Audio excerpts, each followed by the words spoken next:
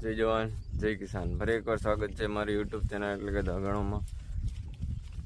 તો આજે કપામાં ખડીની દવા છાંટવા આવી ગયો છું. જો ખડીની દવા તો ચાલુ જ છે, અને તમારે જો ખડીની દવા બાકી હોય તો છાંટી દેજો.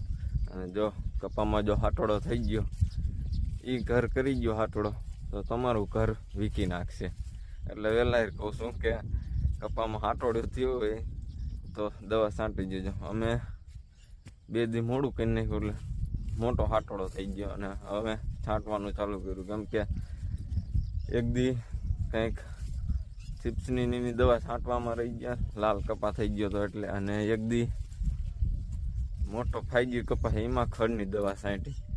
આમાં જે 8-10 ખેડા બાકી હતા એ ખડની દવા છાંટવાના, એ 8-10 ખેડામાં હાટોડો ઘર કરી ગયો. અને ખંભે પંપ ચડાવવા પડ્યા નો છૂટકે. તમને બતાવો હાટોડો કેવો જામી ગયો છે. આ જો આવો હાટોડો જામી ગયો છે. એટલે હું કહું છું કે તમે પહેલાં હાટોડો બાટોડો હોય તો પહેલાં દવા છાંટી દઈએ. અને જો આ હાટોડો વસ્તુ જેવી છે, મૂળ મૂકી દીધા, આના બી પાકતા વાર નથી લાગતી. કારણ હમણાં જેવા બી હોય, ઘડીક કોઈમાં બી પેલાય નાખ્યા. કેવો હાટોડો જોયો ને તમે હતો ને, એટલે એમ કહું છું કે વહેલા દવા છાંટી દેવી સારી, બીજા કામ પછી રાખવા. જય હિન્દ, જય ભારત.